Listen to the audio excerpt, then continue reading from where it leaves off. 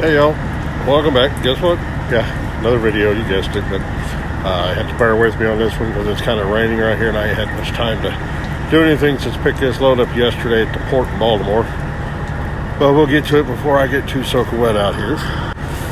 I've got two of these JCB 3CX backhoes.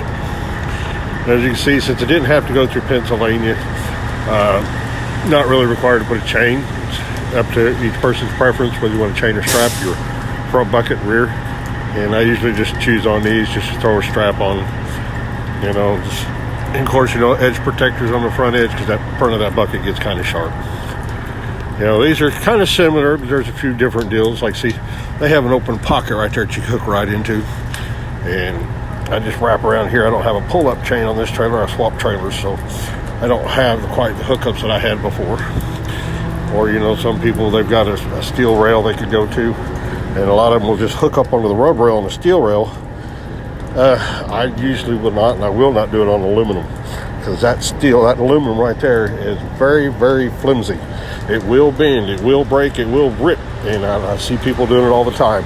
They'll take that binder and hook it right up on the end or edge of that thing, and yeah, it'll just rip and tear. I would not suggest doing it. And as you tell, on these binders, I always wrap that bungee on to keep that handle from trying to flip open whenever they tend to bounce. Now, on these particular JCBs, they're a little bit different. If you have to load them yourself, which I do, on these, in order to run these booms on the back, I'm not sure. Go around here to the other side where I was. There's a number of things you have to do. If you look up on that joystick, you'll see a little gray button on the bottom of that. Well, that particular button, in order to run it, you got to put this thing in neutral, flip your seat around, and you do have to have the seat belt on. On that same switch on the right side, there'll be a toggle switch on the top where you turn it on. And that gray button I just showed you, you push it, and then both handles will light up with a green light letting you know you can use it. It will not work unless you do so. And these particular ones have a pin that will go, see that hole right there, which the pin you can see is up inside their back area, but you have to pull that pin out in order to relieve the pressure, in order to take and swing the boom. And then on the top, you'll see that little rod sitting across there. Well, if you look up there on the panel underneath those two little levers for your dog legs, you'll see a pull-up handle, and that's to release the boom to let it go down. It took us a little bit to get that one. It was interesting. Everybody does it differently.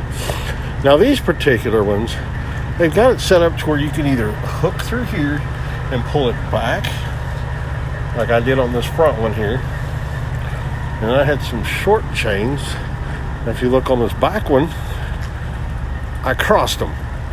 To kind of give you guys an idea, you can go either way. You can cross them and pull them back across each other. Of course, try to put that padding between the chains so they don't beat into each other.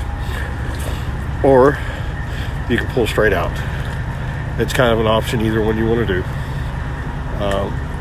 They do have more slots up there that a person could use if they wanted to. I particularly don't. It's a little bit too high up. I like keeping them down a little bit low where I can pull down. And of course the buckets here, I lined them up to where I could put a strap up over the top, back down to the other side on each one to hold that bucket down so it doesn't go anywhere. DOT regulations, if it's got buckets and booms, you gotta tie them down. And of course, you can tell it's the same thing on this one back here. I did this one here where I put the binder straight up on it and tied it off and pulled it down here. As you can see, I didn't have nothing else to go to. And pockets, I will use a pocket only to come in through the top, down, underneath, and then back up through and hook up. This way, it doesn't put all the pressure on one side. I've seen them just go to one side and do it. Well, then you've got all the pressure on one pocket. If you do it this way, you've got pressure here, down here, to where it does a twisting, so it's more secure, and plus you will not fold these tabs in on the top when you hook it this way. From either direction, up underneath of it, I've never had a collapsed pocket this way. And that's how I use my pockets. I won't use them any other way except for to go back up under, through, and lip over to the one on the other side. Tell it's been raining here for a little bit. Starting to flood. But, yeah, as you said, I did the same thing over here with my chain. And of course, wrap the handle. So there's different options you can use. I've used a few different ones to show people different ways you can do these. You know, everybody has their own way of doing things. This is just how I do. And if you find this of any information, any use, like it, share it. If you want to, you can subscribe. Tell others about it. This way, if it helps other people, that's kind of what I'm here doing. Just trying to help other people doing the job that I do.